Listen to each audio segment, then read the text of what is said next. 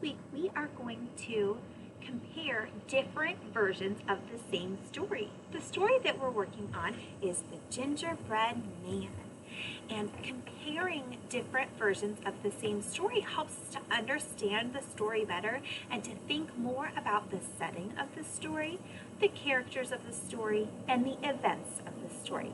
Let's read The Gingerbread Man, and this version is by Mara Alpern. She is our author, and then Miriam Latimer is our illustrator. Let's see if we can find things that are the same or different from other versions that we've heard. Are you ready? The Gingerbread Man.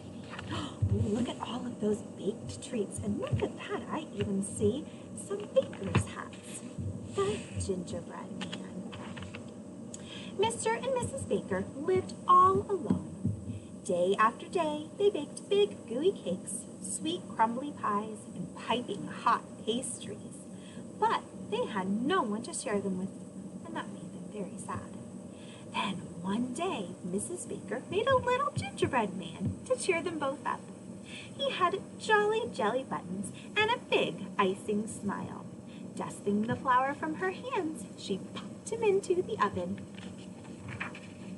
But to Mr. and Mrs. Baker's surprise, when the tray came out, the gingerbread man leaped onto the table and began skipping through the sugar. "Tee-hee-hee, you can't catch me!" he giggled.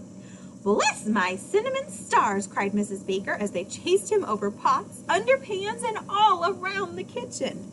But the gingerbread man was too quick for them, and he jumped right out the window. Whee! Oh my goodness, what is he doing?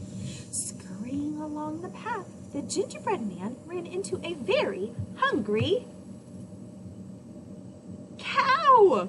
"You look tasty," mooed the cow, "and what fine jelly buttons you have." But the gingerbread man just danced and pranced, singing, "Run, run, as fast as you can. You can't catch me.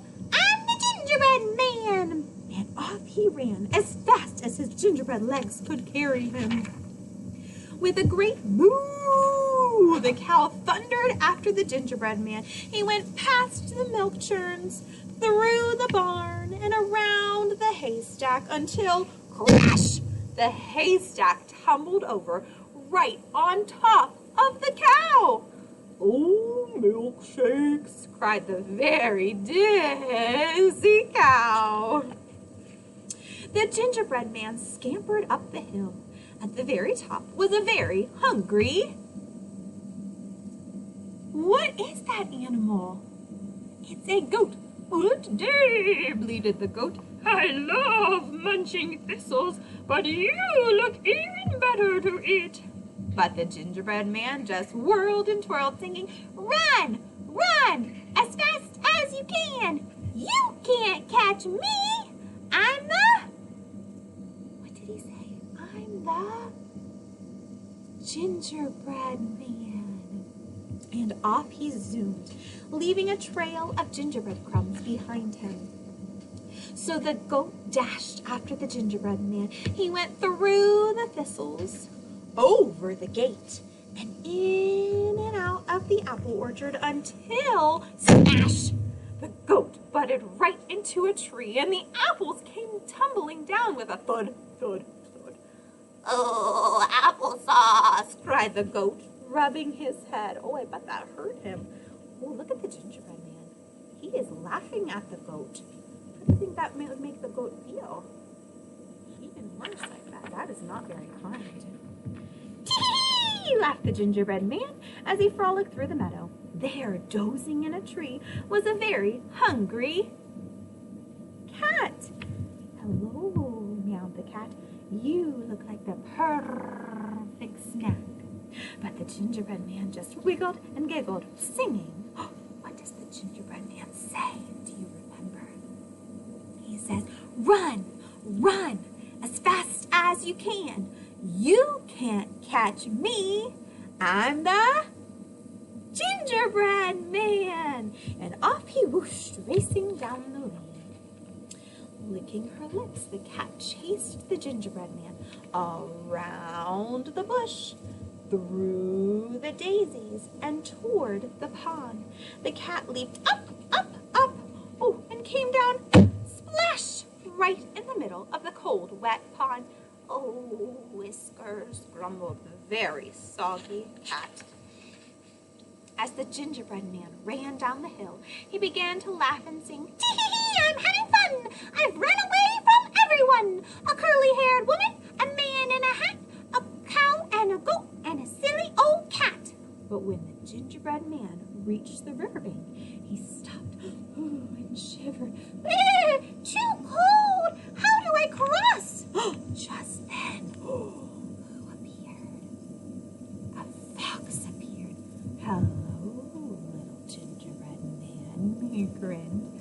"Maybe I can help you. Just climb on my tail and I'll carry you across. Now, if you were the gingerbread man, would you go with the fox?"